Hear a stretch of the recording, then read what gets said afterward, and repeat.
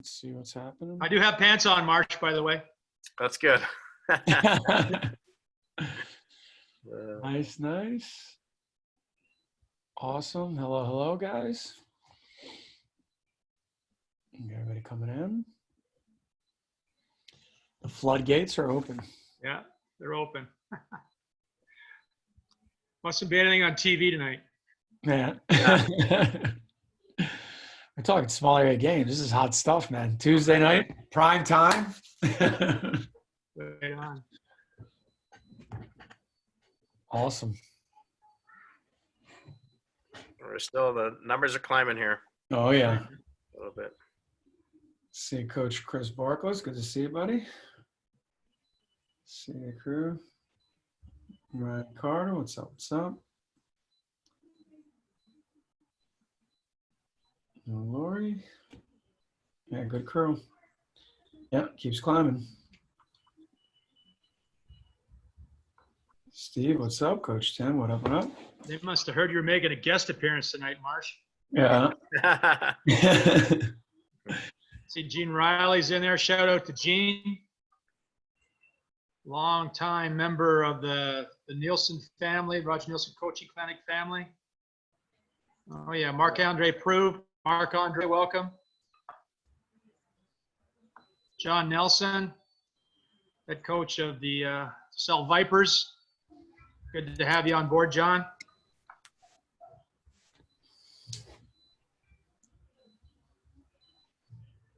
Troy back on. Awesome. Ryan Carter. Yeah, good stuff. Steve Ryan, welcome. Tim Taylor, welcome, Tim. Can't mention everybody here. Won't be any time to do the broadcast. All right, let's get it rolling, guys. Let's get it rolling. I'm pumped. Let's get it going. Oh, we got chat already. Oh, that's awesome. Beauty, guys. Also, yeah, let's get into it. Okay, guys, we got Larry Big Dog. Hey, how's that? Huras? How do you say last name? No, it doesn't really matter. Larry Big Dog. We're good. Pumped, guys, talk about small area games. Obviously, we know we had last week. I was actually just talking to somebody about it. Coach Troy Ryan was talking about last week of how important small area games are inside of any practices, any development plan. So we're pumped, Larry, to obviously have you on and share the wisdom, right, how to incorporate it. I've heard already a couple of things, so pumped to hear it. Larry, guys, is the owner of Hockey Coach Vision. I think some of you guys know what that is, and he's a member of the Roger Nielsen fraternity. Has only missed one clinic since 1998, which is absolutely amazing. Played. Marshall didn't send me an invitation. He didn't let me know what the date was. Not having it. Played professionally. Went through that. Coached. So tons of championships, huh? You got how many championships? It's just nonstop. 7. Just sick of winning, or what? And don't forget the European Cups either, Vinny. Come on, pump me up there, buddy. All right. But excited, guys, to obviously go over this, and pumped to have you present to us. And thank you very much, right, for taking the time and coming on with us today. Hey, Marsh, you got anything to add before we kick it off here? Sure. Well, I try not to speak on these things. Vinny's our able host, but I in this particular case, I would be remiss if I didn't acknowledge the fact that, as Vinny said, Larry has been a long time attendee, supporter, speaker, Roger Nielsen's Coaches Clinic, only having missed one in our 30-odd year history. A great friend of the program, and couldn't ask for a better guy to kick it off in terms of us doing a presentation where we get to see a little bit of X's and O's. Thus far to date, we've been primarily doing some chatter type presentations, and Larry is always ready and willing to jump as soon as we're looking for something, and perfect guy to jump in today and lead us as we start talking about the game and looking at some X's and O's. All right. Thanks, Marsh. And again, thanks to Vinny and Marsh for having me. It's been a while. It seems so long. I mean, I think this whole COVID-19 thing became real when I got the email from Marshall saying that they were shutting down the coaches clinic for this year. So anyways, let's just hope it's a short time thing and look forward to seeing everybody again next summer. So great to be here. Always fun to talk hockey. And what Marshall said too, I think one of the big things that we talk about all the time when Marshall goes ahead to set up the clinic every year is we're talking about, and I'm on Marshall all the time, and making sure that we got enough nuts and bolts in there for the coaches. Marshall calls them X's and O's. I call them nuts and bolts, because the thing is, coaches, we want to be able to go away with some stuff that you can actually use. You know, like it's great. It's all great talking about, there's so many facets of the game that we could talk about. But at the end of the day, coaches, I know you want a new drill, you want a new game, you want a new face-off play, something you can come away with. So right away, we're going to jump right into it. I'm going to start the presentation. They'll be able to get questions and answers, and Vinny will kind of field stuff as we go along. And I'll kind of go along and pause a little bit, but I'd like to get through the first part of it, the theory part of it, as quickly as possible, but we can take some questions. And the big thing is I'm going to jump in and show you a bunch of small area games that I think you're really going to like. And one thing to note for sure is that for everybody that signed up tonight that's attending, you will, first of all, get the replay, and you'll also get, I'm also going to create a PDF of the presentation that you're going to say, so you'll be able to get that, so you don't have to write everything down. And the same with the small area games, is you're going to get a PDF with the outline of all the games with an explanation of how everything works. So just, you know, sit back, relax, grab a cold one. I was just telling Vinny, so the best way to keep from touching your face is having a beer or a glass of wine in each hand. You're guaranteed not to do any scratching, any rubbing, or anything you're not supposed to be doing. So let's get it going here. So we'll get her going here. And right away, you can see we have a picture of our mentor right away on the first page there. So again, the topic tonight is teaching the game through small area games. And first thing I want to talk about is lighting the fire. And that's what I mean is, first thing is, what's hockey sense? Are you born with it, or is it something that can be developed? This is an ongoing conversation amongst coaches for a long time. I'm of the opinion that you can develop it. Some players are a little bit more gifted than others, but thinking the game is something that you can develop, and you have to do that by playing the game. And what is hockey sense? It's just basically making good decisions. So it's understanding what you see, reading it, and then reacting to it, and then just making good decisions. And the players that make the best decisions are the players that are going to be the better players, that we would say that they have the most hockey sense. And a great book, and I'm surprised that Marshall didn't plug any books from the bookstore right away to get things going here tonight. I was kind of missing that to get the talk going. Or Jim Ralph giving me some hassles about something or other. But one of the great books that you can pick up anytime, it's still a great book, The Talent Code by Daniel Coyle. And we talk about, you know, developing myelin. If you don't know what myelin is, I'm not going to try to explain to you what it is, but let's just basically saying it's exercising your mental muscles and making them stronger. Okay? That when you do and you repeat the same actions, repeat the same things over and over again, you build up muscle memory, and you build up, you know, a certain way of doing things. And if you do it correctly, there's a good chance that you're going to develop a really good shot, or you're going to be a good passer, or all these little mechanical things that you learn how to do. And he talks about the 10,000 hours of how it takes 10,000 hours of anything, practice of anything, to be a really expert at something. And the question I like to come around to is, how did Wayne Gretzky become Wayne Gretzky? Did he do it by skating around a bunch of pylons at practice once or twice a week? No. He became Wayne Gretzky by playing 2-on-2, 1-on-1, 3-on-3 hockey in his backyard. So it's getting down to the basics. Now, one thing I'd like to talk about coaches is the first coaches, and how important it is for the first coaches. And we have coaches from all different levels here tonight. We've got Adam House League coaches, we've got professional coaches. But one thing I like to get across to coaches I really believe in is that those first coaches that you have, and I think back to the coaches that I had, they really installed in me a love of the game. And when those young players, those young boys and girls, when they're out there, they just can't wait to get to practice. They can't wait to play the game because they love it. And when you install that love of the game, it's much more beneficial that they're playing and they want to win because they love it, rather than being afraid to lose. And there's a huge difference, because love makes you bigger. Love makes you stronger. Love makes you drive harder to the net. Fear of anything makes you smaller, makes you timid, makes you hesitant. So coaches really, really work on making it fun and develop that love of the game. And number one responsibility, coaches, create a positive atmosphere. Work ethic, absolutely. Your teams have to be hardworking. That is something to drill into the kids right from the early age, but it also has to be fun. And you'll find when it's fun, they're going to even work that much harder.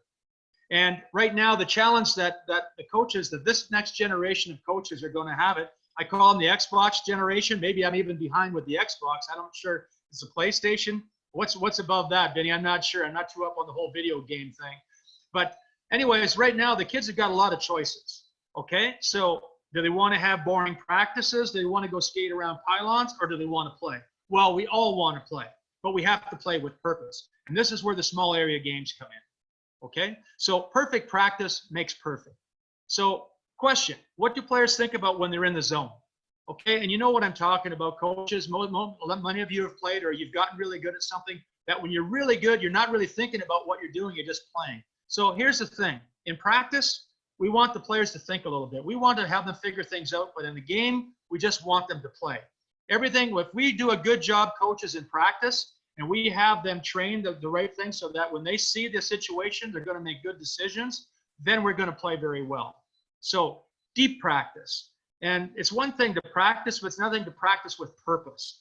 And what I'm talking about is that you have to have a plan. You have to methodically go about how you're going to work on things. And this is my 3 weeks cycle planner that I've shared over many years with many presentations. And this will be a part of it as well. And basically what this is something I use to plan my practices every week and every month. And on the Sunday nights, I'll get to and I'll go through and I'll see what I've worked on the previous week, and I'll check off stuff that I've worked on. And the idea is you've got the one side is defense, the other side is offense. I want to make sure that I go over everything every 3 weeks, that I touch on every part of that at least once over the 3 weeks to make sure that I'm not forgetting anything. Because usually what happens, coaches, if you don't have an organized way of planning your practices or laying out your season, you become a fireman. And basically what that means is you're just putting out fires. Okay, so you don't, your power play is really crappy this last weekend. What are you going to work on Monday? You're going to work on your power play.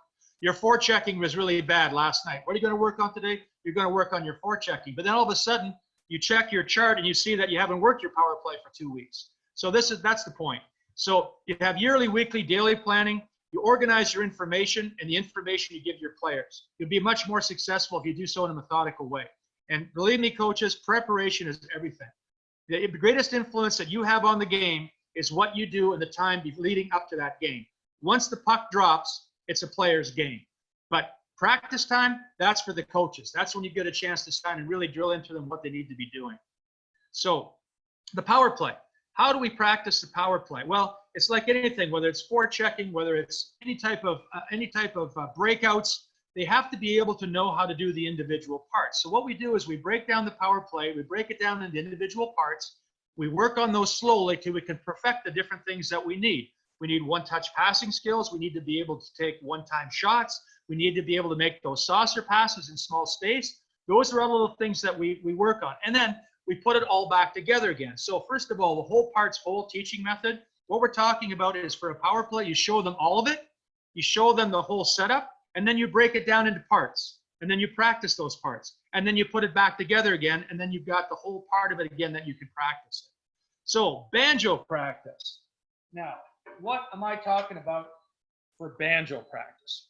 Now, many of you don't know that this is a hidden talent, and I'd already talked to Marsh about this, and I wanted to show him one thing about the banjo. And I could probably teach any of you guys how to play, or girls, ladies, to play the banjo out there, but you can see what it's saying. It says that, first of all, with a banjo, you have to learn. When I took one lesson, and I was all over the place, and the banjo guy told me, says, first of all, do it right, and then you do it fast. So it's about technique. So here's a little exhibition here. Larry on the banjo. Again, Marsh, never seen before at the Roger Nilsson Coaching Clinic. So when you learn how to play a banjo, the first thing you have to do is you have to learn how to do your right hand. That's the first roll. Second one. And then the third one. And then the fourth one is called a pinch. Now, here's the thing, coaches. Sounds pretty easy. But you have to do that 1,000 times. Once you do it 1,000 times, then you don't even have to think about it. Then you can start thinking about this stuff.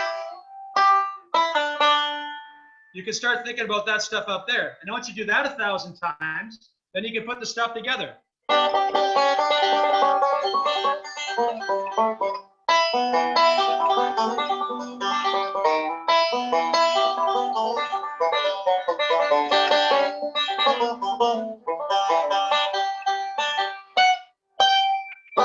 There you go. Anybody can be a banjo player. But you have to put in the time, you have to practice, and you have to practice correctly. Because if you're just doing stuff out of speed, out of whack, you're just going to develop bad habits. And I've got enough of those. So let's just jump back in here to the to where we are. So we're talking about, okay, doing things correctly and doing things in order. So what we want to do in small area games, battle drills, winners and non-winners, many repetitions, and practicing in small space, because we have to think about the game. How is the game played? Where's the game played? And there's a game that they play in South America. It's called futsal. And basically what it is, it's soccer, but it's soccer like in a really small area, like in gyms or in small rinks or that, where things happen in a hurry. And a lot of those futsal players that start playing futsal on these small things go on to be great players, because they can do things really quickly in a really small space. And that's what we're trying to do and accomplish, like when we're doing small area drills, that we have these battle drills. And it's clearly like in competition, if you want your players to really step it up, make sure there's winners and non-winners, as I call them. So Chris Chelios says it best. Chris Chelios said anything high pace, drills and games that involve a lot of speed, chaos, and quick decision making, it's about getting these kids to make good, smart decisions quickly with how fast the game is played today. And that's it. That's what it is, coaches. It's all about, building in that chaos, because once the puck drops, it's not like football where we have all these, incredible schemes that the players put together, the coaches put together. Once the puck drops, all hell breaks loose and people have to be able to figure stuff out in a hurry. So if you can do that in your practice, you're going to have a good chance to do it in the game. And the game itself, it's a transition game. Your drills should mirror the game. So the question I really like asking, to coaches, and we start talking about the transition game. He said, how many transition opportunities do you have in a game? And what I mean is, when I call a transition opportunity, I mean that you have the puck, you lose the puck. The other team gets it. That's one. Now you get the puck back, that's two. So when they've done studies of this, and like on Stanley Cup playoffs, Olympic Games, World Championships, the answer might shock you. 500 to 600 times a game. So 500 to 600 times a game, there's an opportunity for transition, meaning that you're going from offense to defense, or you're going from defense to offense. And it's kind of been fun during this whole COVID-19 thing, watching the games from the Edmonton Oilers back in the 80s when Gretzky and Coffey and Curry and those guys were so good. Their transition game was phenomenal. They were so much better than everybody else. They were way ahead of their time.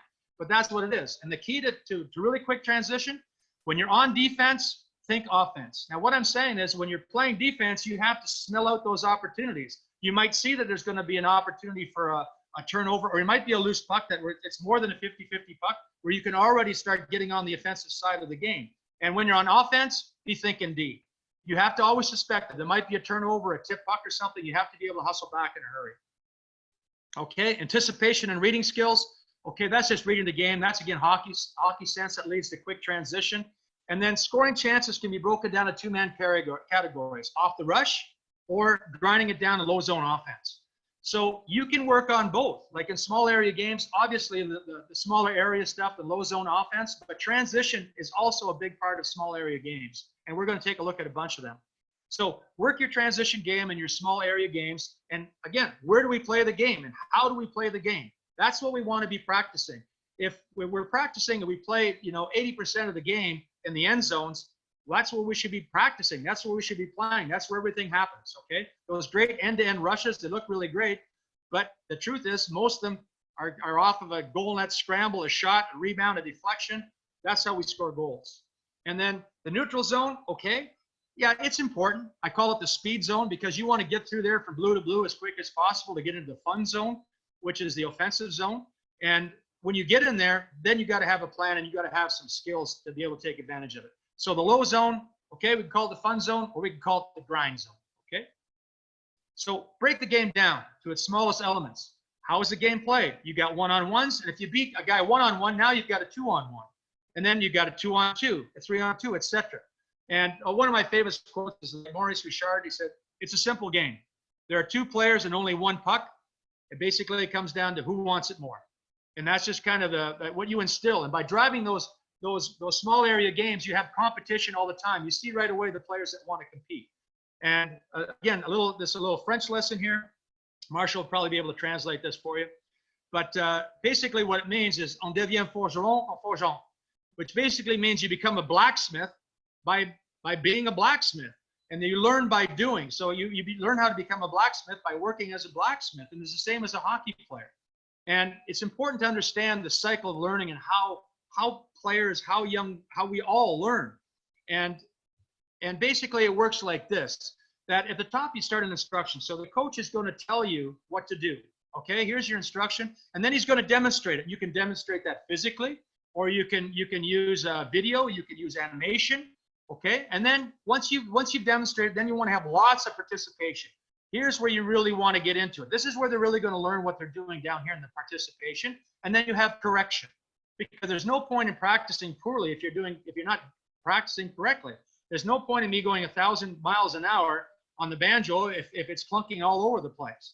So you get the correction, you instruct them, and then you get into demonstration. No, do it like this, or show them what to do, and then lots of participation again. And it's a participation point that's going to really build up their confidence, and is going to teach them and develop the skills they're going to need to play the game. And there's a little thing about small area games. Okay, then using your ice effectively. When you're using a full ice and you're playing with 10 players on the ice, it means you've got 20 players on the bench. Okay, when you're using half the ice, okay, you've got 20 players on the ice, maybe 10 players on the bench. But when you have many small area games all over the ice, like say you're set up with six zones or 6 circuits, or maybe 2 small area games and 4 skill circuits, now you've got everybody moving. You've got 0 players on the bench. And with small area games, you have much more passing, one-on-one puck battles, and you develop more scoring chances. So that's all it is, coaches. It's about getting more repetitions, more skating. You got more puck touches. You've got more passes. You've got more short scoring opportunities. And just by repetition, the players are going to get better if, again, they're practicing correctly. So playing the game in reduced areas increases everybody's intensity and creates more repetitions of game-like situation. This enhances the reading, and it's fun. And I don't know any player anywhere of any age or any category that doesn't like playing small area games. From the first time you touch the ice till NHL pros, everybody loves playing small area games. So if you really want to get your teams pumped up, make up 2 teams, get them in there, do a little Olympic tournament, throw together 3, 4, 5 small area games and keep score. People will compete, and people get in each other's faces, and they'll push each other. Because the thing is this, coaches, what I've learned over the years is that if you do not push players out of their comfort zone, that's where they stay. But that's not where the gold is. The gold is when you get players pushed above that and get into the realm where they really start to realize the potential. But for them to get to there, you have to push, pull, prod, whatever you have to do to get them out of that, to get to the level above that, where I call it about living in the world of the unnatural, where it's not natural for players to go to the front of the net and screen. It's not natural to be the first one into the corner, take a hit to make a play. But when they're training and doing that every day and competing every day, that becomes natural to them. And then you're starting to make hockey players. Okay, so small area games, playing with a purpose. You can make up games, but the challenge, coaches, is to be able to come up with games that actually are developing the skills and working on the things that you want, the parts of the game you want to work on. So choose the games that develop the parts of the game that you want to work on. So we have small area games for all types of situations, all different types of tactics and skills in the game. It's up to you to put together and choose the right games to work on the things that you want to work on. So experience. What is experience, coaches? Well, experience is something that you get 15 seconds after you really need it. Now, what I mean is you learn by pain and reward. And just by playing, just by having kids go out there, if you don't do anything else, put up 2 nets, 2 goalies, 3-on-3, and let them play. And they're going to figure a lot of stuff out with you having to say a word, because they're going to learn what works and what doesn't work. And you're building up the mental muscles. Repetition builds strength. Saul Miller always talks about that. is that by, doing that mental rehearsal, repeating over in your mind, you have certain mantras that you repeat to yourself all the time. You build up those mental muscles and you make yourself mentally stronger. Okay, so that when it comes to the time, you're going to make good decisions. See it, dream it, do it. So it's when those games are going on where everybody's, it's the Toronto Maple Leafs against the Montreal Canadiens, or the Boston Bruins kicking the crap out of Toronto again. Sorry, Vinny. It's everybody takes a side. You're dreaming that you're in that position where it's Game 7 of the Stanley Cup. It's an OT, and you're going to snipe that one top shelf. So it's about having them dream and having them get into things. So right away, we're gonna show you a bunch of games here, and I roll along there pretty good. That's pretty good for me, Marsh, getting through that right now. I tend to get off in storytelling, but there's nobody distracting me here right now, so maybe that's it. So right away, coaches, I'm going to switch over, and I'm going to switch over to a hockey coach vision here, and we're going to go through a bunch of games. And again, coaches, you're going to get the PDF of this, so you're going to get the diagram of this plus an explanation of how the games work. So don't worry about it. Marissa will send that to you. It's going to be made available to everybody. So the first 6 we're going to take a look at are transitional games. And we'll take a look at this one. We'll take a look at this one in 3D. So again, what the setup on this one is that we have a pylon in the middle. This is your anchor. Okay, and then basically what's going to have, you're going to have 3 people from each side sprinting for the puck, which whoever gets it, okay, whoever gets that puck gets to play 3-on-2. So we have a sprint for the puck. Red's going to take over, so that means one blue must anchor up on the pylon. So now the Reds are playing 3-on-2. So the Reds play 3-on-2 and the blue get it back, and now that blue guy can release, and now another red player has to anchor up, and they're in quick transition back the other way. So they have that possibility, a quick breakaway pass right up the middle if they want, or chip off the wall to get down and play 3-on-2 the other way. So we'll go down, we'll just run through that one more time. So you start by the chip, it's a race for the puck. Whoever gets it gets to play 3-on-2. The other player has to anchor up one player. So now it's like an odd man advantage, it's almost like a power play situation. So this is transition and power play skills. And then you have quick transition back the other way as the red anchors up. Okay, so that's the anchor game. That's the 3-on-2 anchor game.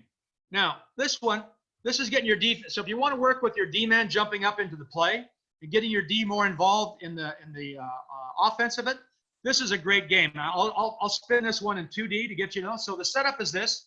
We have 2 blue forwards here and a red defenseman. Okay, 2 red forwards and a blue D down here. And I love this game because you get to get 2 big hulking defensemen sprinting for the puck. So you got red defenseman 3 and blue defenseman 2 sprinting. So on the whistle, coach is going to chip one to the middle. Defensemen sprint for it. Okay, whoever gets it, okay, Blues get it. They're playing 3-on-2.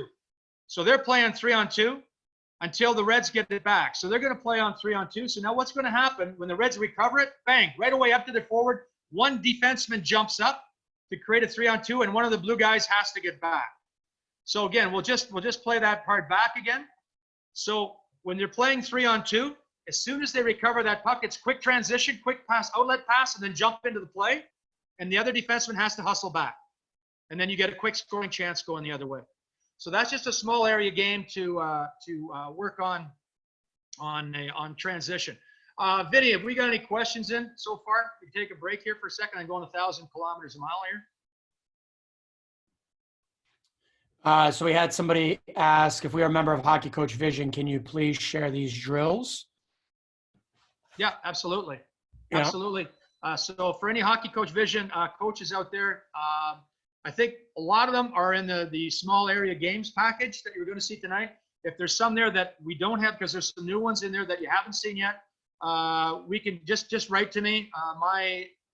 All the Coach Vision coaches have got my email. Just write to me and you can have whatever you want. Whatever you see tonight, you can have it. Okay.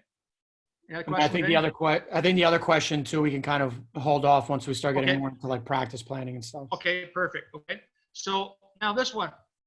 Okay, the middle zone quick transition. So this is a 3-on-2 game. So we start off with a face-off. We got Reds over here, blue down below. And we'll start it off like this. Whoever wins it gets to have an extra player jump in. So they're 3-on-2. So they're going to play a 3-on-2 down in the zone here until the Blues get it back. Okay, new puck. Coach gets to throw in a new puck.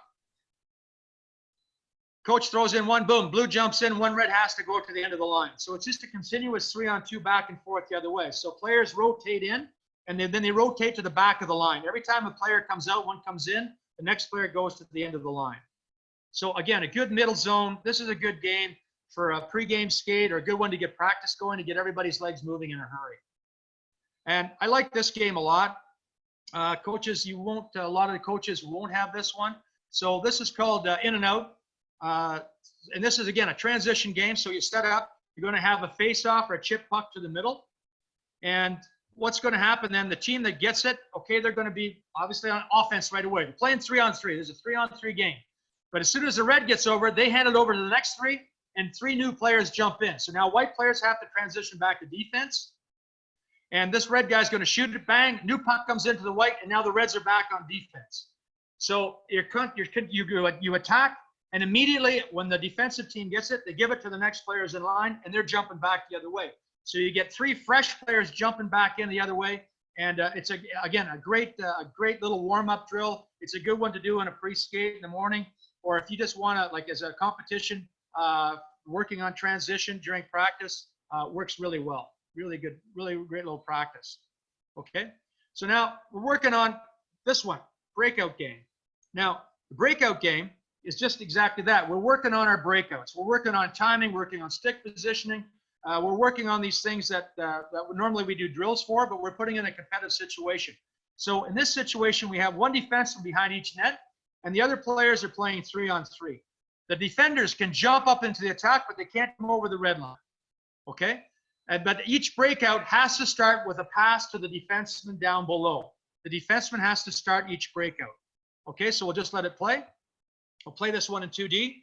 So back down to the D. Now we're looking for a breakout pass. So now the defenseman can jump up. He's an option.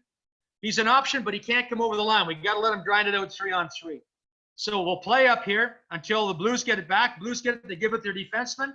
They throw it out. So now he can break out right away, come in the other direction. And the other red goes back and behind.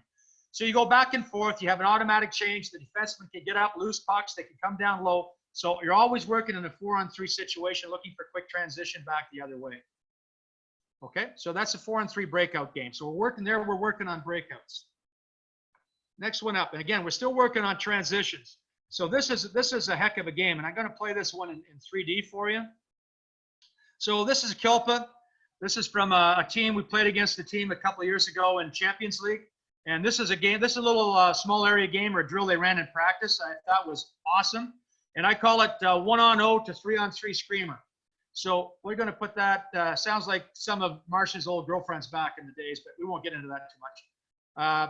Anyway, so we're going to have, it starts right here. So we have coach over here, players on either side. Okay, so first one, and now he pass comes in before the red line. Boom, 1-on-0. As soon as he comes over the red line, two Blues jump in. And they get another pass coming back the other way. So now it's 2-on-1. They come over, two reds jump in. So now it's 3 against 2. And another blue jumps in. And now it's 3-on-3. And now they're just playing on 3. Quick transition. But again, watch that one again, coaches. So you start, as soon as that puck comes over the line, 2 Blues jump in. Bang. Okay, now the puck comes back over the line the other way. 2 reds jump in. So again, the team has a numerical advantage to start, but they have this back pressure from behind, and it turns into a 3-on-3 scrimmage. Okay, so that's screamer. Now, the next ones we're going to look at are low zone offense drills. So these are basically working on low zone offensive skills. And this first one is 1-on-1, 2-on-1, 2-on-2, USA. The last World Championships, Jeff Blazel used this one. He actually posted on the USA Hockey Facebook page, and he showed his team at the World Championships running this little game. So we'll run this for you in 2D. I'll turn the audio off. And it starts like this, shot off the goaltender, and then it's 1-on-1 play. So shot off the goaltender, whoever gets it is on offense. They have to take the puck, they throw it up. Starts with a shot, rebound, tip, and now it's a 2-on-1.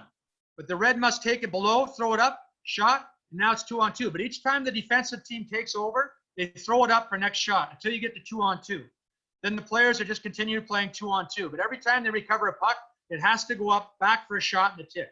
So coaches, think about it. So what are we working on here? We're working on puck recovery. We're working on shots, tips, screens, deflections, battle drills in front. We're working on shooting for rebounds. So these are all offensive skills that you're working on this particular little game, and you're having fun. This is a very, very intense, high-speed game. Great game. You get to work on a lot of things in this game. Okay, next one. Working on those defensemen shooting the puck. Okay, players getting open, tips, screen. So this is 2-on-2 D shooters. And the setup for this one is you've got 2 nets down in the goal. You've got blues on one side or the other. We'll run this one in 3D.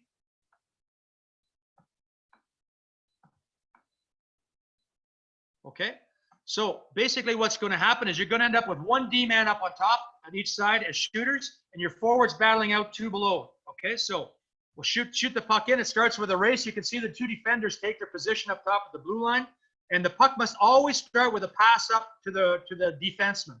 They can pass it back down, but now you're looking for net front jams and screens and tips. So blue gets it, and they have a quick shot and a tip, and they score a goal.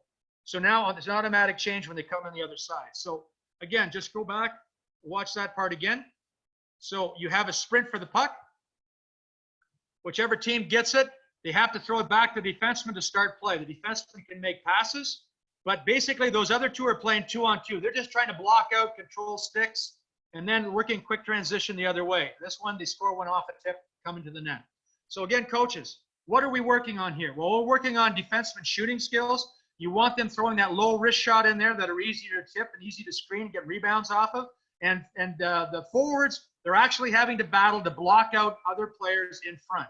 And you're working on controlling their sticks, blocking out their bodies, letting the goaltenders see their shot. So that's what the game looks like, coaches. When you get that puck down in the offensive zone, it's get it up to the blue line, walk the blue line, get a shot through, create a shit fire in front, as Gardner McDougall would say. Create those shit fires in front, and that's where you're going to score goals off those rebounds and tips. Okay? Pardon my French. Okay, small area games. And here is just a basic battle drill. And we'll look at this one. We'll look at this one in 3D. And we'll just zoom in on this one here. And this is a very simple game. You can see how close the nets are together here, coaches. And it's a 2-on-2 game, but here's the thing. The goaltenders can participate. They can shoot. They can create a 3-on-2. Goalies love this one. They get to shoot the puck. So it's a chip in, and then it's just pure battle. It's just pure battle. It's a small space. It's along the boards. It's in the quarters. And it's an automatic change on goals and on whistles. So whenever the coach whistles, throws in a new puck, and we got 4 new guys going in. So there's a short shifts, high intense shifts. And again, the goaltenders can pass. They can shoot the puck. So one of my favorites, and this one, you really get the fur flying in this one here. How are we doing for time, Benny? Yeah, we're good. 8:07. All right. All righty. So now getting into this is kind of a combination, low zone and offensive end. So this is just 2 pass. And if you only, I always tell people, if I only did 1 drill, only 1 game, this is the one I would do. Very simple. Shoot the puck in, whoever gets it, 3-on-3. But they have to make 2 passes before they can attack the net. So number 1 picks it up. There's 1 pass. There's 2 pass. Now they can attack the net. Now, when the white get it back, they have to make 2 passes before they attack the net. So you can make it, you can up the pace as well. You can make it 1 pass if you like, but there's a nice backdoor pass to the other side. So this is a great game to work on all aspects of it, working on your offense, working on defense, communication, working on switches. Offensive players can go in, throw a pick. Okay, you have to have defensemen switching. So there's a lot of great little things that you can work on your offensive and defensive game in this one. So this is the same type of game with a little different twist. And we'll look at this one. We'll watch this one in 3D. And basically, it's the same game. The difference here is when the defending team recovers the puck, they throw it up to their partners waiting in line. So you have 3 fresh skaters jumping in against the other team that now has to transition to defense. So we start the same way. Puck is shot in. Okay. So red recovers. So they're on offense. So white is defending. So nice little cycle pass. But now when white takes it, they throw it back up to their white players. Now red has to quick transition into defense and sort out who's covering who. And there they didn't do a very good job. So it's a great little transitional game, and it's a good conditioner. And it's one that you can really get the flow going in it, because you don't have to time it so much. The players will time it. If it goes too long, well, then you have to blow it down. But generally, there's a lot of turnovers in this game, and there's a lot of transition. So this is one to get the players active in a hurry. So that's quick strike. And again, players, you're going to get these diagrams, and the coach vision coaches, you're going to get these actual animated drills. So don't worry about having to write anything, make any notes. You'll get everything you need. One of my favorites. Okay, back-to-back 3-on-3. And setup is this, that you have nets on either side. And basically, you got a 3-on-3 game. But one player from the blue is going to go over to this side and be the shooter. And one player from the reds is going to go over the other side and be the shooter. And the other players play 2-on-2. So we'll just let it roll and explain the game as we go along. So coach fires one through the middle. Okay, now whoever gets it on offense, now you want to try to get it up to your defender. And because, okay, I'm just going to stop it right there. Because what happens, coaches, okay, is I'm just going to flip this around. Now what happens is that, okay, so shots from the blue line, if you shoot and score from the blue line, that's 2 points. If you shoot and get a deflection, that's 2 points. If you shoot through a screen or off a rebound, that's 2 points. If the red players, if the defense passes to a red player and he passes to his other player, okay, that's a typical goal. That's a 1-point goal. So what we're trying to really work on here is getting shots in with a point. We want those net front battles. We want guys really getting each other's face down low. So let's back that up. Okay, so fire that puck in there. Shooters go up to the top, and they can't go below the circles. They have to stay around the hash marks. So they'll get that up to the red shooter up top. Wrist shot in. Okay, good blockouts down low. Blue's going to take it over. Get it up. Get to the net. Good screen. So that's a 2-point goal right there. So automatic change on turnovers. So again, the next group jumps in, and away we go. Okay, but a great net front battle one, and that one is really gets everybody going. And again, the goalies can sneak around the other side and attack. They can score, but they also have to be aware of quick transition, leaving out the net the other way. But the goalies like to get involved with this one. Furlong to 10 pass. Okay, so now we're into special teams. So now we're working at special teams drills. So this first one, I saw the Frölunda under 20 team doing this drill, and it works like this. So this is working penalty killing skills plus power play skills. So you have 6 red players on offense. You have 3 defenders on D. So the idea is the coach is going to throw a puck into the defenders. They're going to get 1 shot, and when the red recover it, they have to make 10 consecutive passes before they can shoot. Okay, so they're making 10, and then these guys are just running around like mad defenders down here trying to get a stick on the puck, intercept it, so they get a scoring chance. So the game rolls like this. Throw it down, okay, after the shot. Now, defenders force the puck. They have to force the puck, and the red team has to make 10 passes. So the coach is counting them out. They have to make 10 passes before they get a chance to get a scoring chance. So it really encourages quick puck movement, and defenders, active sticks, tracking down, cutting off passing lanes. It's a good little drill, and it's a lot of fun to play. Okay, and then the jump in. So now we have the blue on offense and red on defense on the other side. Okay, so I love that one. So now we get into more specific stuff. So this is Panther power play, 3-on-1, and we'll do this one in 3D as well. So the setup on this one is that you have your board side guy, and this is like a power play. So you have your wall guy, you got your shooting defenseman up top, and you've got your 2 wingers that are going to sprint and try to get a puck to set up a 3-on-1 play. So we start with a sprint, and I love starting these games with a competitive sprint. So start with a sprint, chip puck to the middle.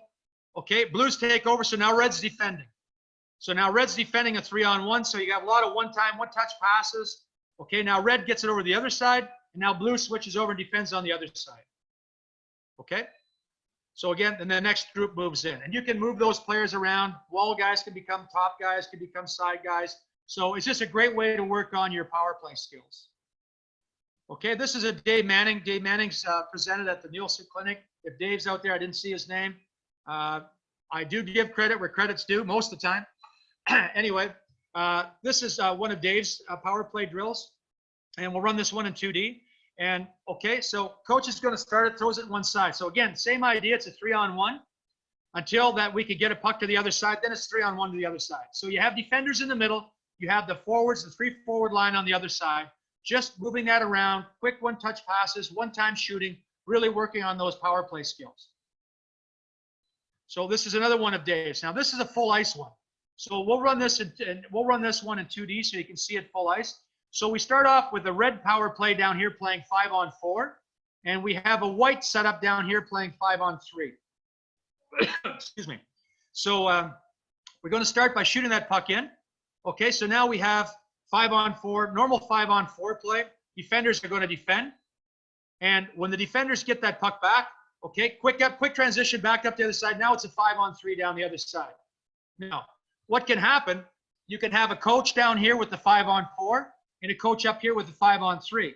So when that puck's cleared, the coach down here can, give a couple little coaching tips or talk over some things, but they have to pay attention because that puck could be coming their way at any time. So they're just going to play out the 5-on-3 down here. So you have a lot of players active, and you get the chance to rest in between each time. So that's full ice, okay, 5-4, 5-3, or it could be 5-on-4 in both zones. And if you have extra players, okay, if you have extra players, you can have them in the middle where the white team has to move it to a white player in the middle, and then that white player has to move it down here just to keep those guys, the guys I'm talking about, the bus crash power play guys in the middle that nobody loves. They're out there. We got to give them a little bit of love too. So we'll have them active in the middle zone. So now defender, and I'm just about there. I'll do 2 more. And okay, so this one again, working on passing skills and working on defensive skills. So set up like this is that you have 3 attacking players on the side, 3 blues on the other side, 3 defenders in the middle. So these could be your PK guys. Now the idea is these blue players want to make as many passes as possible through the box, okay? And these defenders are trying to cut off passes or tip ones out of the zone. They get a point for that. The attackers get a point for every cross ice box they play. And they have to attack with 1 player. Okay, so coach is going to start it in. Coach starts it up. So now 1 red goes, and the other guys are just tracking. They're just trying to intercept passes. So 1 guy goes out, another one goes in. He cuts off the passing lane, and now there's 1 pass through the box. Okay, so now they're going to move it. He's going to get forced, and there they pick it off. So there's 1 pass for the 1 point for the Blues, 1 point for the Reds. But again, great little game to work on anticipation, tracking pucks, getting sticks in passing lanes, and just general, having to think quickly. Look where that, on a power play, looking where that seam pass is.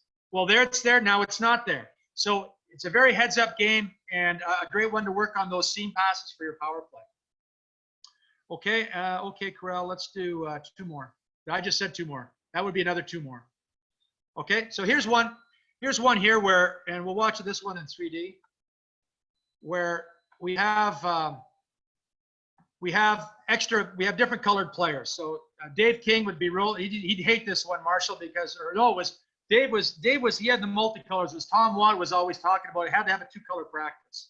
He always accused Dave King, like back in the days. I'm really dating myself here. He said he had fuchsia out there and purple and mauve and seafoam green, and he had all these different colors. Nobody knew who was playing with who up there. But here we have, so you have extra players are the whites, and they're going to be the liberos. So they're going to be the ones that are going to jump in. So you start with a sprint. Okay, whoever wins it, that white is playing with them. So the white player is playing with them. It's a 3-on-2 game. Now, if the red take over, okay, the libero changes sides. Okay, there's going to be a loose puck recovered here. So now the white's going back the other way. So now he's on the other side. So now he's just playing back the other way, but it's always a 3-on-2 and quick transition. So you love to be that white guy because you're always on attack. Okay, I heard this would have been your kind of exercise, Vinny. You'd always, it's pure offense, man, pure offense. So, and last game, excuse me, last game, okay, another little low zone game. It starts like this, 3-on-3. But 1 player from 1 team is going to be a corner passer here. Another player is going to be a passer in the other zone. So they are pretty much static, but they can be used. And the other players are playing 2-on-2 tight defense out front. So there you go. There's 1 pass. So now that passer has to stay down there, and they have to put 1 pass to the corner pass, or at least 1 pass to activate before they can attack the net. So they can use that player again, but essentially a 2-on-2 with a passer looking for open sticks. So this is really working on body position, and controlling offensive players' sticks down in front. And there we go. So I'm going to flip out of that. I'm going to flip out of that, coaches, and just get back to share the screen. And we're just going to get back into the PowerPoint here, and just so we're going to get to the questions. So anyways, my email address is down there. Most of you have it anyway, but it's down there on the side. And if you have any questions or want anything, again, we're going to make the presentation available to you, and you will have a PDF of all the games I just showed. And the Hockey Coach Vision coaches, just write to me, let me know what you want, and I'll set whatever games that you want to see. And as a special promotion, if any other coaches want to jump in and join the fun with Hockey Coach Vision, you just go to the website down here and put in this special code, and you'll get the Marshall Starkman annual discount off of that. But anyways, let's open it up for questions right now, Vinny. Awesome. So we had they actually kind of worked really well together. Hola, what's up, buddy? So in an 80-minute, Coach John Nelson asked, in an 80-minute practice with junior level players, approximately how many minutes are dedicated to flow and small area drills? Well, I think that one of the things that we always learned that I was very fortunate early in my career. Like when I went to Europe, I had a couple of Czech coaches back to back, and the Czechs are known pretty much for they've developed great skill players over the years. And one of the things they talk about is how you put your practice together, that they always thought like 33%, like 1/3 of the practice should be skill development, 1/3 of it should be tactical situation, and 1/3 should be game. So game doesn't necessarily mean 5-on-5 scrimmage. That could be small area games. That can be power play, like real life, like 4-on-5, 3-on-2 situations, and small area games. So I group those all together. So I would say, on any different practice, the players, need to play. At the end of practice, it could be small area games at the end of practice. It could be a full ice scrimmage. But if you're running full ice scrimmage, again, you want to have a purpose. What am I running this full ice scrimmage? What am I working on? Am I going to start from a face-off situation? And where are the face-offs? Offensive zone, neutral zone? Am I going to work from a dump in? Am I going to work in forechecking? Or am I going to work off a breakout situation? So whenever using these game-like situations, whether they're full ice or whether they're small area games, have a purpose, work with a specific thing. And then once the game starts, they're just going. But you can set up how the game starts so you can work out special things. But to answer your question, John, I would say, at least 10 minutes, 15 minutes. I know I played for coaches that didn't scrimmage at all, and I hated it. That's what I live for. That's what you work so hard, is to have that game at the end, So if you're not running scrimmages, coach, don't call me to play for you. So I want to have scrimmage and practice. In fact, I don't even want to do drills. I just want to play. I don't want to just do any drills anymore. Beauty. So breaking that down even more, Coach Blair asks, how long do you run shifts for in small area games? Short shifts, or have players go so they play into fatigue, or both? What are your thoughts on best way to manage shift length? Well, again, it comes down to what your goals are. If your goal is physical conditioning, then you're going to want to set up games that really force them to the max, that are going to take them like into that, high lactic zone where they're really getting a burn.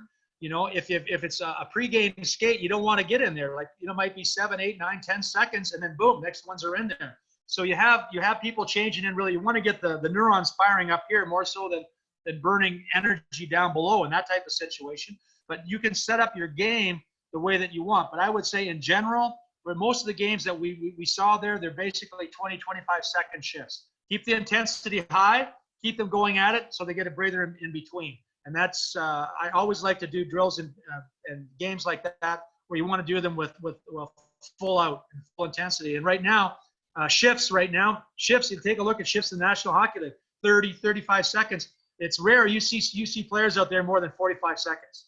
So you try to make it as game-like as possible, but to really work that condition, I could send you some drills that will really get your players burning. But again, it depends on what your goals are. Good question. Beauty. And then he followed up with, how many small area games will you use in a month time? Do you repeat games often, or try to emulate situations in different small area games? Yeah, like we all have our favorite games. The advantage that you have is that you start to accumulate these games, and there's so many great games to go, but you don't need 1,000 games. And I would say, and depending on what the game schedule is, because if we've got games, we got 3 games in a week, or you got a really heavy schedule, you have a lot of traveling, you don't want to burn guys out too much, but you can do games that have like short shifts, quick hitters that are really making things happen in a hurry that are not going to wear them down too much.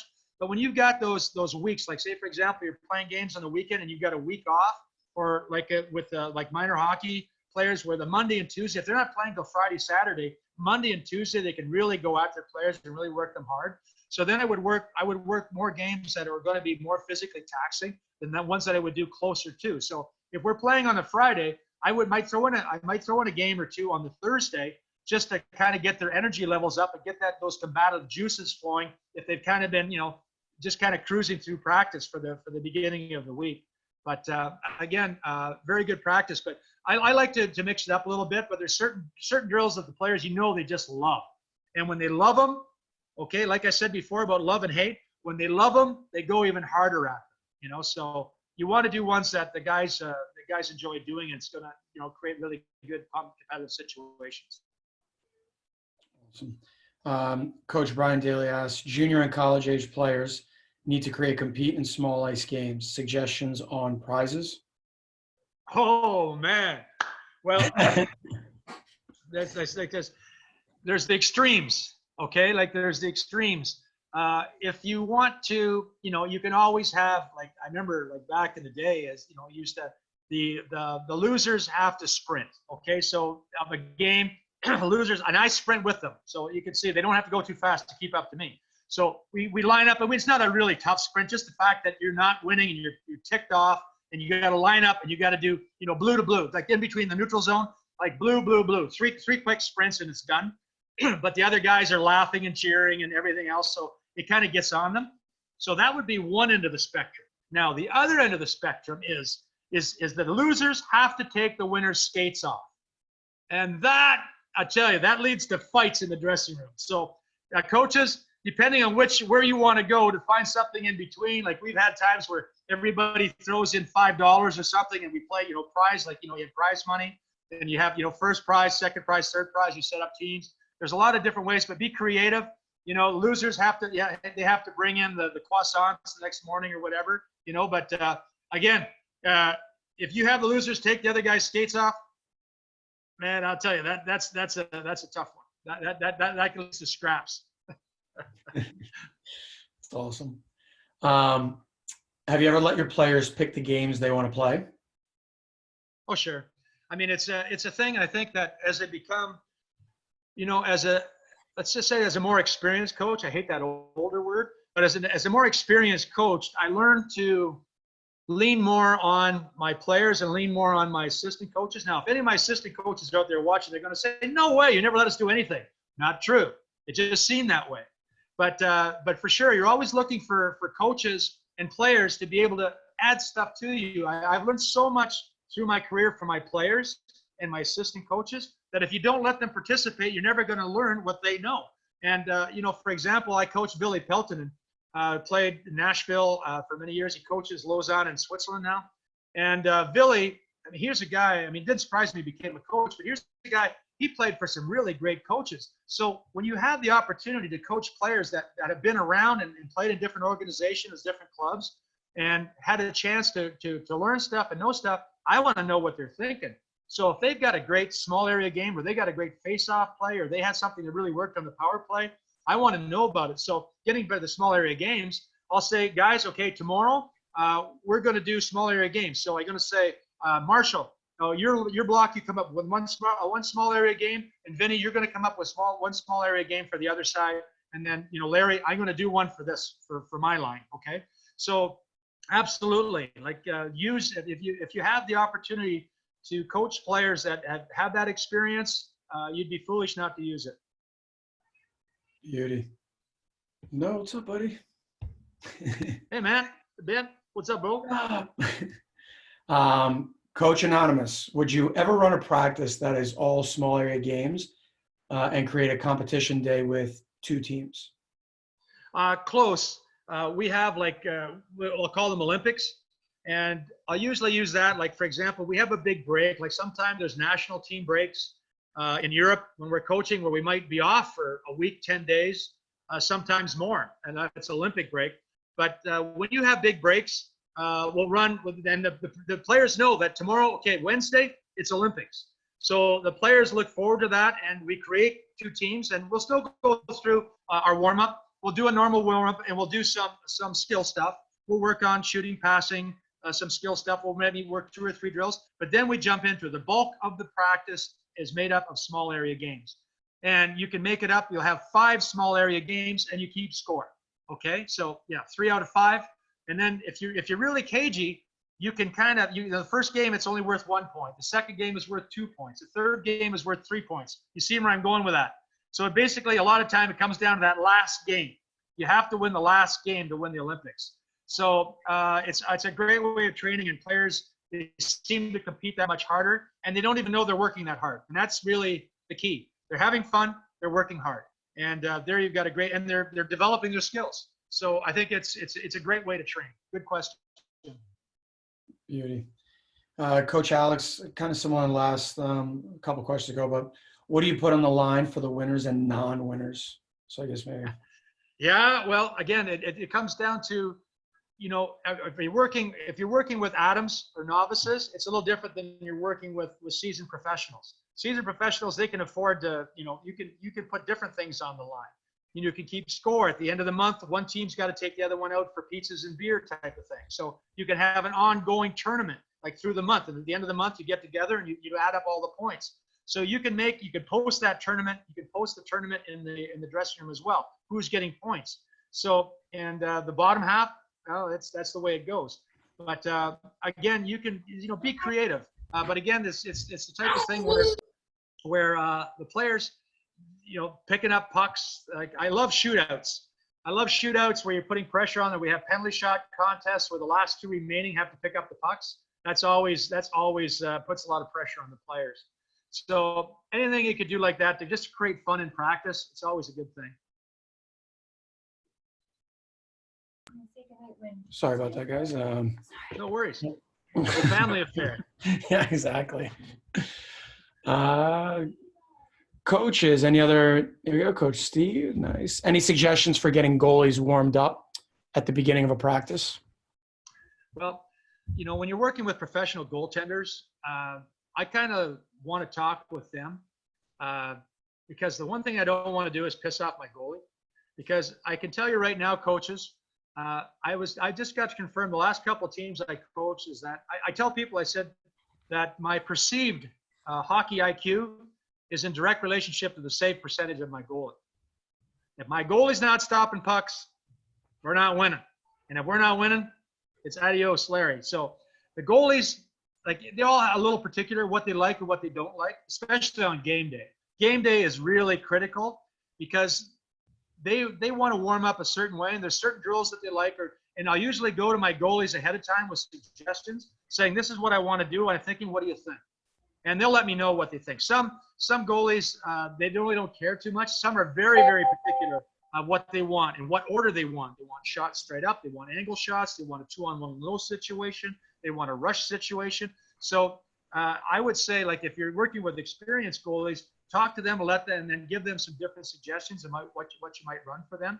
And then the other one like that is kind of like, okay, there's a lot of different drills, and you can work on goaltenders. If you have somebody that can work on goaltenders, if you have like coaches that you can do a general warm up with players like in the neutral zone or one zone and keep goalies down in one zone and have them do you have a shooter, you have a coach shooting, or they're working on one particular movement drill before they get into actual shots. But bottom line is the first shots that the goalies see, they want to be from far enough out so they have time to kind of get in a rhythm, let them touch the puck, feel the puck, and move, get some lateral movement going back and forth. Any kind of drills like that, and you're not going to get your goalies pissed off at. Beauty. Coach Alex asked, do you have position-specific games for position-specific skill and hockey sense development? Yeah, absolutely. I think that we said before about, different ones, like I showed you the one drill about the de-shooting drill, the de-shooting up top, or even like the one with the back-to-back 3-on-3, where that player's got to walk the line, the player's got to slide sideways and get shots through. And you have specific games for different things. You have like escape drills, escape games where you have defensemen playing against defensemen. We chip a puck in, and one player's got to get to the blue line. The puck gets to the blue line. If he gets the blue line with the puck, he gets a point. If the other player strips it, their team gets a point. So you can again, it's important to pick the skills that you want to work on, and positional play for sure, but pick the skills you want to work on, and then pick the games that are going to work on that specific skill or that specific position that you want to help them train. Coach Anonymous asked, how often would you run full ice scrimmages for younger kids 9 years old? 9 years old. I tell you, probably not very often. I think that one of the things that I can show you. Let's quick flip into back to the app and see if I've got see what I've got in here for. I've got a skill circuit here. Okay, so let's pick this one here. So here's a skill circuit, and both my boys, they grew up in Switzerland when I was coaching and working in Switzerland. And my youngest son, as a 8 and 9 year old, they got to practice 5 nights a week actually. They could practice Monday, Tuesday, Wednesday, Thursday, Friday if they wanted to, and they played one game on Saturdays. And they never played full ice. They never scrimmaged full ice. But what they did do, and in this one here, the setup was always the same. They always divided the rink into 3 different places. So in this area up here in the top right, this was always 4-on-4. And there was no coaches. They just played 4-on-4. They had 2 goalies and played 4-on-4. Down in the lower right, this was just skating.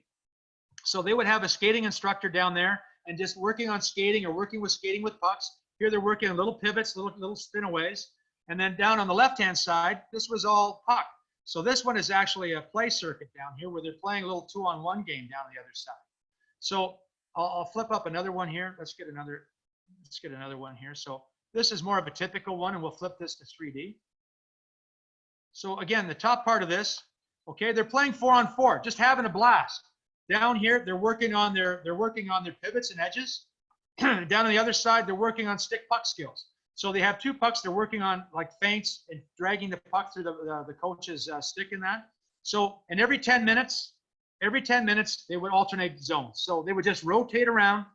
And to me, coaches, I'll tell you, for 7, 8, 9, 10-year-old players, it's perfect practice. You got everybody moving. Look at how many kids are moving on this ice surface at the same time.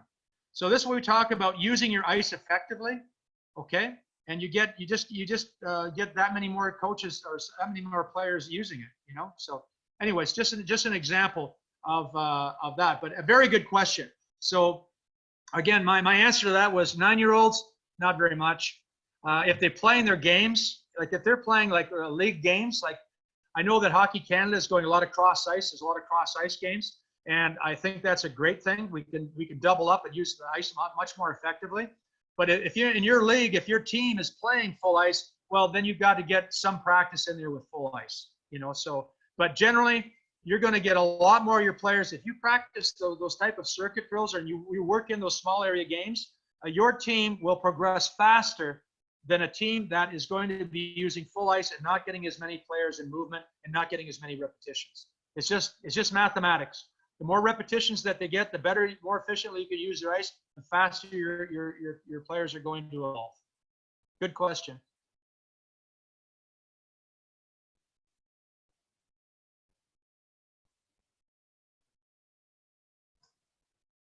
Can't hear you, Vinny.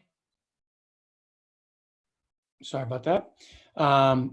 Bo Spencer had asked, how long is that example of rotation? Of the rotation, they would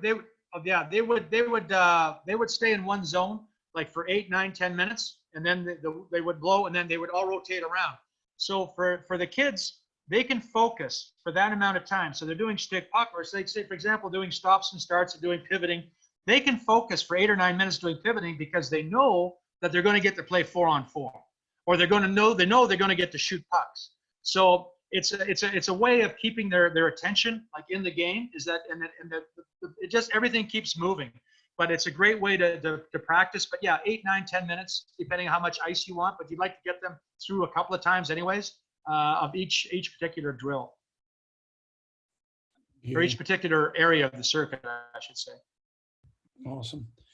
So something I was wondering on that, is there something that people may not typically appreciate about the power of using small area games that isn't kind of common knowledge that you've kind of over the years realized right through that process and go, I wish this was understood more about why it's so important? Well, there's kind of a stigma about small area games because they say, well, we play the game full ice. If we don't use the full ice, the players won't be able to develop their speed, you know, and there's something to be said about that. But, you know, when you're doing your warm up at the beginning of practice, end of practice, you're going to get your speed work in there, but you're sprinting. Like in small area games, you're maybe not going that far. Maybe you're not getting up to full speed, but you're working on the explosiveness in your skating, and you're working on the explosiveness in your game, explosiveness in your passing and your shooting. Everything is just happening that much quicker. So you put people in a smaller space, everything has to happen quicker. And when you watch the National Hockey League, and this is the argument, when you're watching games on full ice, I watch a lot of European hockey games. And when you're watching the players on the NHL ice, the game seems that much faster because it's so much smaller. But nobody is better in the world than NHL players of making plays in small areas under pressure in a hurry. It's amazing how fast those players can play. And they don't do that by skating around pylons up and down the ice. They're used to working in really, really tight areas. And you do that by having them practice in tight areas. But you have to find that balance, because it's true. You have to have the drills, or skating drills, passing drills, where they are using the full length of the ice, or using 2/3 of the ice, where it represents the game. But the way that you practice should represent the way that you're going to play the game. But it's about finding balance. But I think more and more, I think coaches are leaning more on small area games to teach the game and have their players work on their skills. Awesome.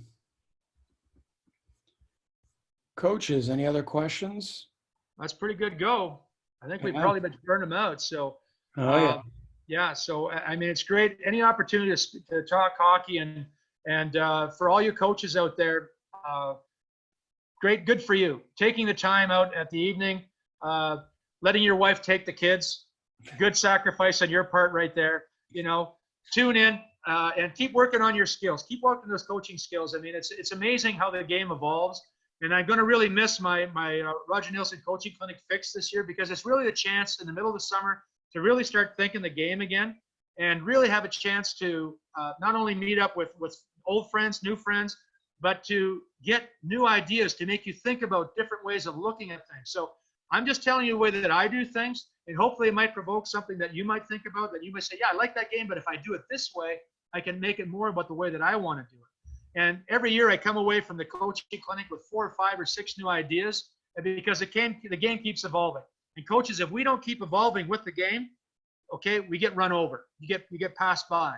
So good for you guys. So good for all your coaches out there for tuning in. I really appreciate it, and I look forward to more coffee with coaches and more great seminars coming up with Marsh and Vinny coming in the future. Really appreciate you guys taking the time to go ahead and set these things up. Awesome, my friend. Well, thank you. Yeah, taking the time and to come on with us. This was fantastic. You can see lots of love and shout outs coming out at you, buddy. And yeah, thank you as well for taking the time. This was fantastic, man. I'll give you my Don Cherry sign off there. Beauty. Marsh, anything to add, buddy? Well, no, I just want to thank Larry. I mean, great as always. And somebody just in the comments there alludes to your passion, and we know how passionate you are.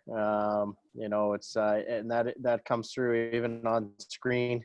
And for those people who normally sit in the front row, at least you won't be spitting on them in this particular case. That gets gets stopped here. What my biggest problem, Marsh, is there's no get together. There's no hot stove, a chance to have beers and talk and dissect everything afterwards. That's right. We'll get that going again. I'm not concerned about that. So. Anyways, just like to sign off. Wishing everybody a great summer. Stay safe, stay healthy. We'll get through this, and God bless. Thanks so much, Larry. Just and in terms of what's up next, this Friday, we've got Dan Bachner. Dan Bachner is a Canadian skills coach who now applies his trade in Russia, working for SKA, St. Petersburg, and the KHL, and he's also the development coach for the entire Russian Federation. Really incredible skills coach, and so he'll be with us on Friday with Vinny taking the lead with Dan Bachner. And then Larry mentioned David Manning, one of our old friends from St. Andrews College, who made a small area games presentation at the Coaches Clinic last year, maybe the year before. And David will be with us next Tuesday for a presentation. And I don't recall exactly what the title is, but it's transition related. So another X's and O's presentation. And then a few other things up our sleeve coming up thereafter. Vinny, over to you. Beauty. Awesome. Yeah, it's cool how we're getting one after the other. Some great type of X's and O's. I know that Dan Bachner is going to get into a lot of zone entry type of work and stuff like that. So he's got some cool stuff to talk about on Coffee with Coaches this Friday. So, yeah, again, guys, thank you so much for taking the time. Coaches, to reiterate what Larry, Marsh said, coming out, sharing with us and listening in. That's what makes this thing run, and sharing ideas. That's what's most important. And so without being able to have the coaching clinic come together, at least we've got this and we can hang out and do this. So get after it. So thank you again for taking the time, and we'll see you guys soon. Thanks from Noah. Says hello. Thank What's up, buddy? I didn't say Hey, that. Noah. you. Okay, we'll see everybody on Friday. All right, Dad, was guys. there only Thanks, three Larry. people? Thanks, Thanks, Larry. Was there All right, only see you three guys. people? Good, guys. Dad, was there only 3 people?